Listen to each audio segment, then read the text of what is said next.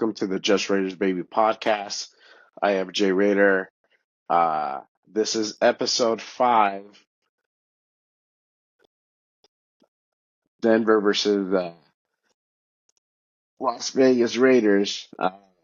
Just got back from Denver yesterday. Long ass trip from Albuquerque, but we made it. I'm under the weather. Oh, excuse me.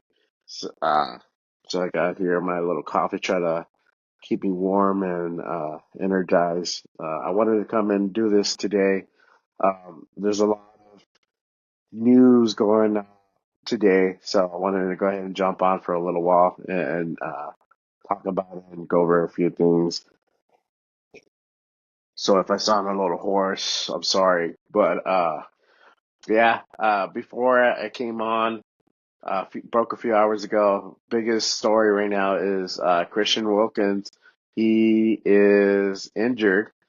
He got injured on Sunday, apparently. I didn't notice when that happened, but apparently, I guess from some people have been saying that it happened during a celebration off of a big tackle or something, and then he aggravated or something. He aggravated his foot, and apparently he had surgery today.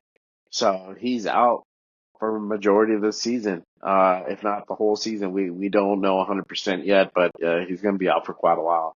So that's a huge blow to this defense that's already struggling, that's already banged up. You got Marcus Epps out. You got Malcolm Kuntz is out for this season. Uh, you got Divine Diablo out currently right now. I don't know exactly when he's going to return this season. Excuse me. You got Maxx Crosby, who's coming off an injury. He's still kind of playing hurt. You probably got about a 70-80% Maxx Crosby out there. And now with Christian Wilkins out, it's going to be really hard to stop the run now. So it's interesting. It's interesting to see who's going to step up and be a leader, and alongside Maxx Crosby, because Max is not going to be able to do this alone. So for him um, to carry the team, it's going to be really hard. There's other people who are going to step up.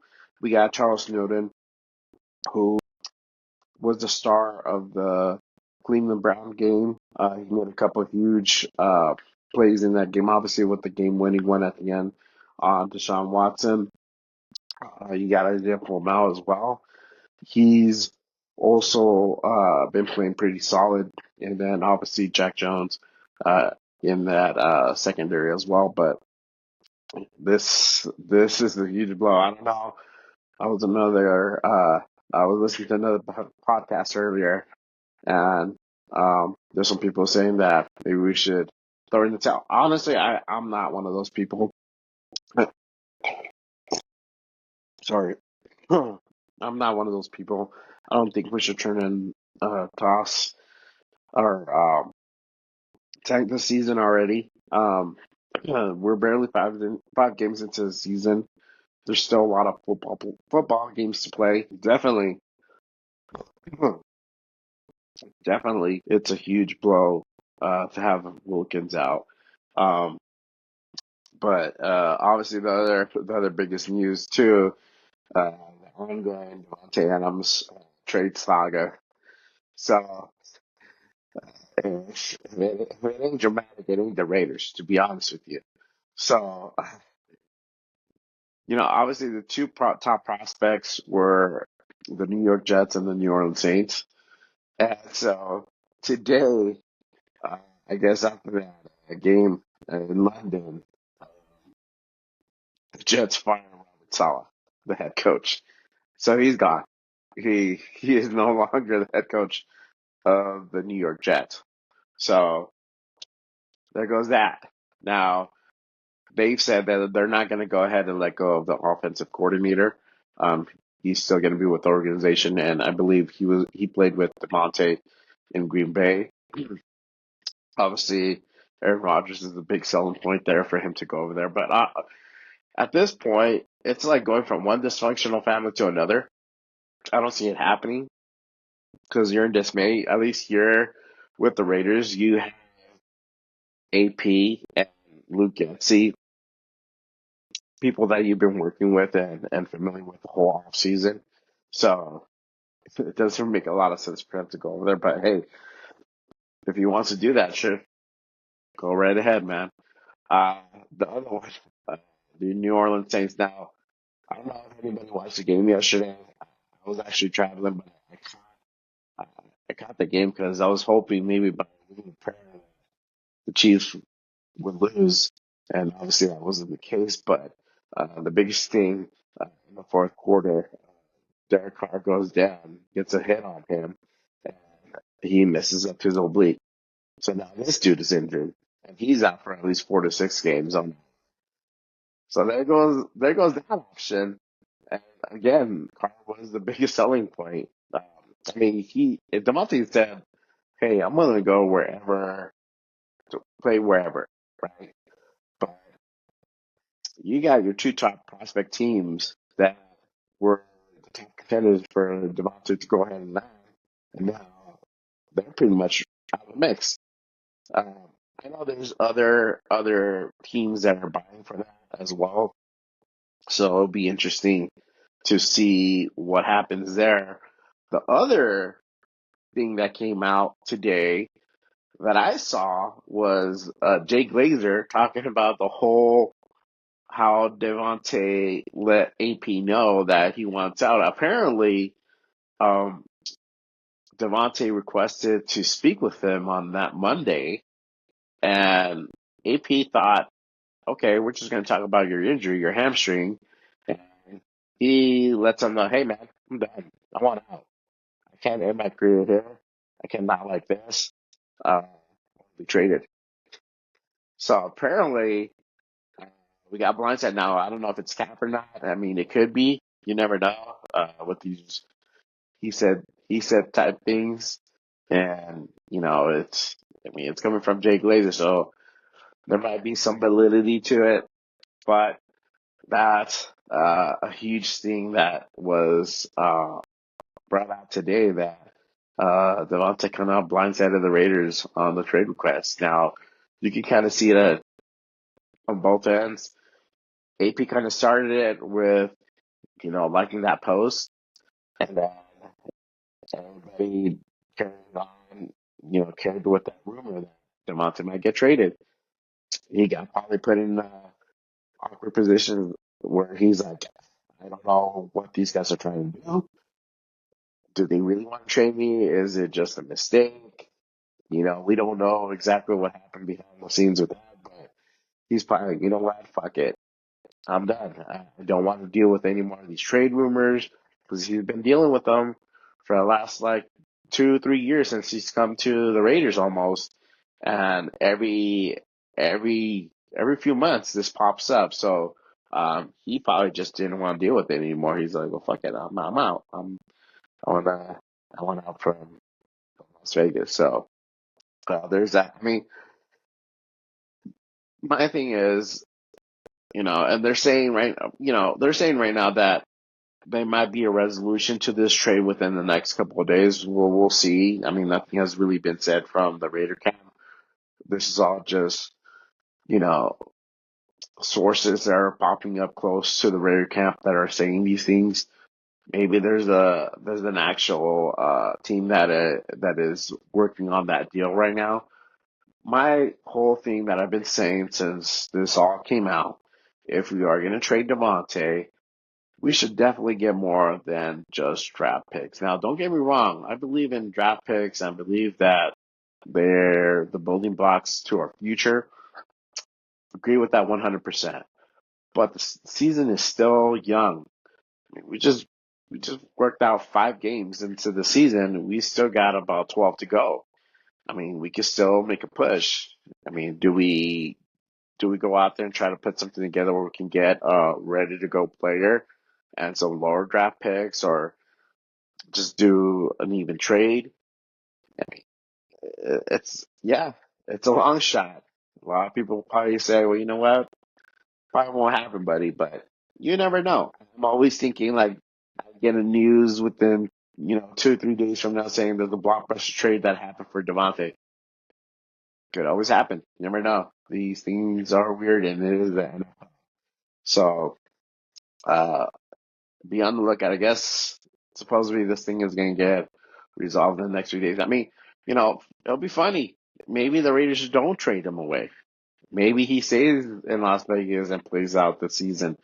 Maybe we trade him in the off season and really get some higher up picks for that. And that makes sense. We're not it's the off season, we're not utilizing. I mean, if the whole thing with the Raiders wanting to trade Davante was a real thing from the get go, we should have done it this past off season. We should have went pretty almost all in to try to get a number one, number two, number three, top five draft pick, and we could have gotten ourselves a quarterback. But this is the route that we went to, and now we're having to do all this and all the drama that goes along with it. And at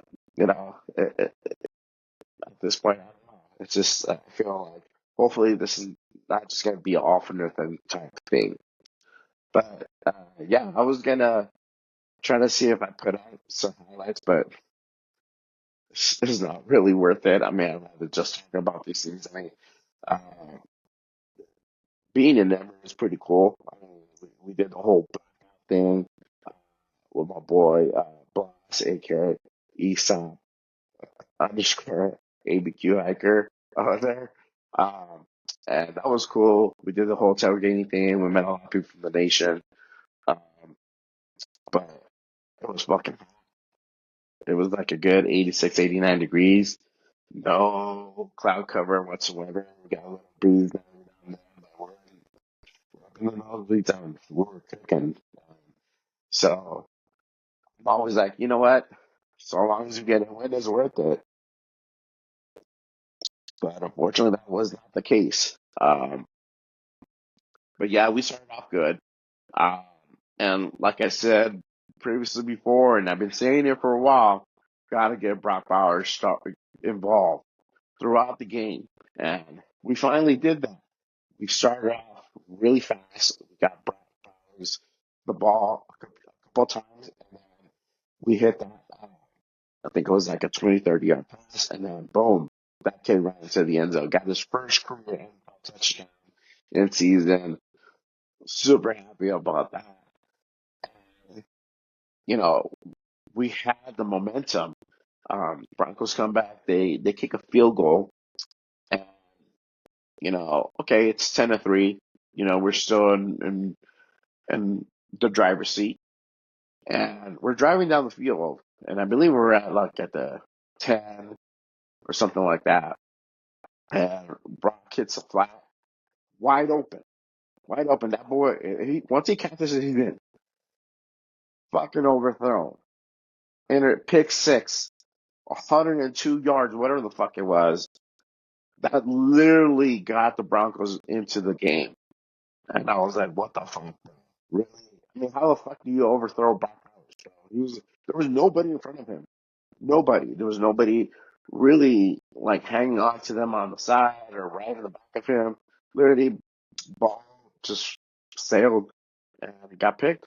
And that was that for that drive.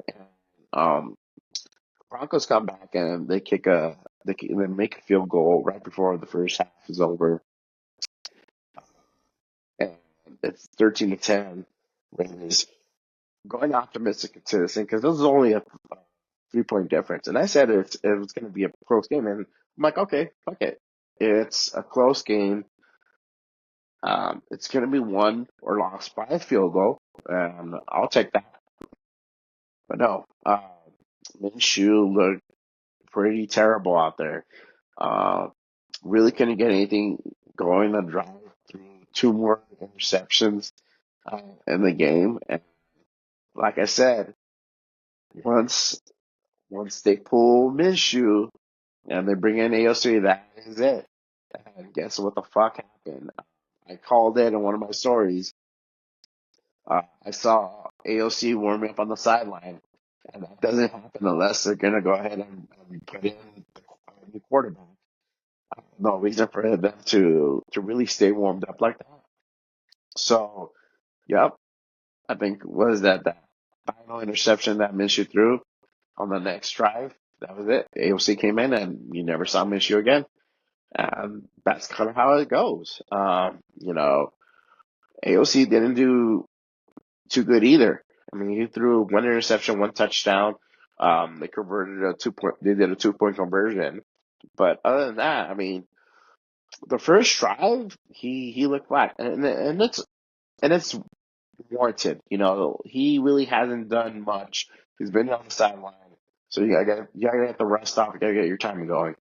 And the second drive, uh, that's where he threw the pick.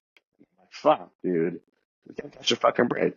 You know, first mission on this guy. You know, eventually he drives down the field. Abdullah takes it to the house. Gets us up and we hit the 2 point conversion. But that was it. You know, there really wasn't much done from the offense. Defense gave up the run, gave up big yardage, and it's hard because the offense really. There's a lot of times that they went 3 and out, 3 and out. So you're putting your defense out there for a very long time. They're getting worn down. They're getting, they're getting pushed around and everything. So eventually it's going to give. So, uh, I didn't, not surprised the game went the way it went. Uh, I wish it would have been a closer game. Unfortunately, it was not. Statistically, the Raiders should have won that game. We beat the Broncos almost in every statistic. I'll read them out to you guys. Total yards, we had 330 total yards. We had 215 yards to their 180 yards. Denver only had 289 total yards. Rushing yards, we beat them. It wasn't by a lot, but we did 115 yards rushing to their 109. Um, we had more first downs. We actually um, converted more third downs than they did. We had 7 out of 15. They had 3 out of 12. The things the thing really that kicked us was the penalties. We had 11 penalties for 79 yards. They only had 9 for 44. Uh, and then obviously the interceptions. Didn't Bo Nix went out there and did his job. Didn't have a pick. You know, so yeah, we threw 3 interceptions, and so we actually carried the time of possession a little bit more. We had 31 minutes to their 28.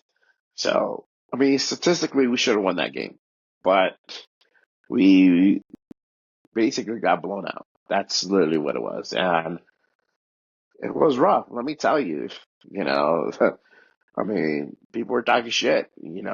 I was talking shit back majority of the game, but once that game got out of hand, you're just like, what the fuck can you say? There's really not much. But it is what it is. Phew, I walked out of there, tried to keep my head up as much as I could, and just say, hey, it is what it is. Streak happens sometime. We beat ourselves again in that game. If we would have overthrown that pass to Brock Bowers, the momentum would have stayed or would have grown even more with the Raiders. We would have went up 17-3 into the half, maybe 17-10, and really, really stepped on the gas on the Broncos. It would have really shifted the game. Unfortunately, that wasn't the case, and now we have questions going up. Who's gonna be starting on Sunday versus Pittsburgh? Uh, I watched the AP press conference yesterday, and he said, "Well, got to review everything. We're gonna see what happens. Got to take a look at it upstairs. We sat together and all that stuff." So nobody, it hasn't been officially named yet, but let me just tell you now, it's going to be AOC. They're not going to put in Minshew. Minshew already had a shot. We fucked it up. That's it. We tried to do the experiment with Minshew and it failed. That's what it was. You know, he's a mobile quarterback, yes, but he wasn't really doing a lot of mobile things. When he was finding success. Now I don't know if it's a play call thing, if it was a player thing where he really wasn't scrambling to get yardage or anything like that. Don't know, but there was times where the lanes did open up. He just decided not to run. He wanted to throw the ball. So those are little things. And maybe it's a Lugetzi thing. Maybe Getzi didn't want him to run the ball and possibly fumble it. But I mean, if you have a mobile quarterback like Minshew, like if that's what he does, let him do his thing. He did it. Minshew had a shot. Unfortunately, it's the next man up type mentality. As Coach AP has been saying uh, throughout the season, uh, next man up. So the next man up is AOC. So I don't see Minshew coming back unless AOC gets hurt. That's the only way. So sorry to break it to those Minshew mania lover people, and I'm for it. I like Gardner. Don't get me wrong, and I was supporting him, but after a while, and we're not seeing any different results, and we're seeing the same old thing that we've seen, year in, year out. We gotta do something else. So where do we go from now? Now we got AOC as the starter, right? Be ready to hear that later on this week. So now we got AOC as starting quarterback. You got Brock Bowers, you got Jacoby Myers, Alexander Madison, and you got Trey Tucker, right? So you got those four guys. Now, what can we do with that? You saw Brock is killing it. Got to go with the hot hand, and that will open up the other guys. Alexander Madison is having some success. Unfortunately, with this past game, we were doing that the first quarter. We were running the ball, getting chunk yardage, but after that, the Broncos defense adjusted and they stopped the run game. I mean, it's only logical that they're going to make adjustments, and we got to, and they're going to try to stop the run game. So we got to find other ways to keep that going. If we have to do sweeps, we have to do draw plays with play action. I mean,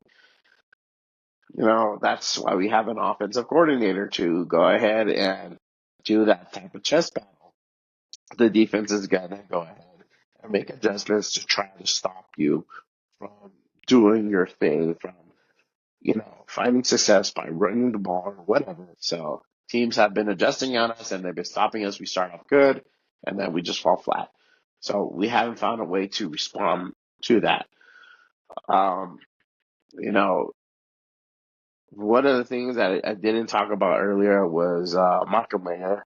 So one of the things I did post earlier in my in my Instagram was Michael Mayer's family did reach out to the Raiders. And they did let them know that he is going through some things right now. Um, he's actually they didn't really say. They just said it's something that has happened before in his life. And that's just kind of what was said. And so the Raiders kind of responded, "Right, they're in the know. They're going to try to work towards a real solution." So at least we know it is not football related. It's something really actually personal that he is dealing with. And so, you know, he's not disgruntled. He's not seeking out a trade. It's just something that he's dealing with right now. So I do wish him good health and a speedy recovery. Hopefully, maybe we get to see him towards towards the latter half of the season. or soon, sooner than that. But that is the update. Michael Mayer is still out. Don't know when exactly he's going to come out. I mean, we're working at two tight end type scheme. Currently, we're using Bryant to do that. But obviously, Michael Mayer is the better player. Not having him does hurt. So there's a lot of shit that the Raiders are going through right now. A lot of people want to throw in the white towel, and I don't blame them. I mean, I don't. I'm not going to give up on them. To be honest with you, I believe that there is still time to turn this season around and make a push and make a run. But honestly, I do see us ending the season at probably like a 98, best case scenario, 8 and 9. If anything worse than that, it's a failure. Now, do I see AP getting fired? Maybe. It's a possibility. Um, I believe there's probably like a good 40% possibility he might get canned after the season. Guarantee it would probably be 90% if this guy doesn't get canned. I don't know. There are some people who make an argument. Hey, you know what? Um, Getsy's trying to get from it with the team, with the system. I mean, all this shit. But he was in Chicago and he got let go from there because that offense wasn't doing anything. And it's kind of the same story here in Las Vegas. So there, I don't see a lot of improvement coming from Getsy. There's just little streaks and flashes uh, that I tell this to people all the time. It's just little streaks, little sparks from the offense that shows like, hey, this offense can be really good, but it's not consistent. And that's the thing that you have to be in order to be competitive and successful in the NFL. You have to be consistent, and it's just not there, unfortunately. So, do I see Luke Getson getting fired this season? Probably. I probably see him letting go within the next 3 games. He'll be out for sure, and we're gonna have somebody else on the plays and trying to open up that offense. So we'll see what happens with that. But you know, uh, so far, the season's not looking good. But I still have faith. I am a Raiders fan through and through. I've been in those, you know, set like two, what was it, 2 and like 15 seasons. Where we only had like 3 or 4 win seasons. Uh, that's just part of being a Raider fan now. If you're a Raider fan, you stick with it through and through. And fuck it. You just say sometimes you say fuck it. All right, that's the season. It is what it is. But we're 2 and 3. Pittsburgh, yes, they are 3-1, and they're on a roll. Justin Fields is doing really good. Um, so we'll see what happens with that. You still have Max out there, and he's gonna take it to them. And he's gonna apply that pressure, and we hope to see other guys come in and be a supporting cast, and also try to step up and be one of those guys to be a star with Max, and not just have Max carry the load. Uh, and again, going into the offensive side, having the Raiders start off fast. That's the key thing here. We got to get away from trying to be the run first type offense. It ain't working. We got to switch it up. We got to be pass first. We got to keep these guys guessing. I'm not saying ban the whole run game. You just can't do that. But you definitely can't be running the first 2 plays, run, and then pass and try to like make up a conversion. It's really your percentage of success on a third down conversion goes dramatically down if you're doing 39, 38, 30, 10, 37. Once you hit 35, 34, 33, it becomes easier, right? But that's going to happen when you start pass first. And Brock Bowers, again, I say this with conviction. Brock Bowers is the key. Gotta get Brock Bowers involved early and fast. He will make it happen, you know. So uh, once you get him involved, you'll have other guys. You have Jacoby Myers that will start making plays. Got to do the deep shot with Trey Tucker down there.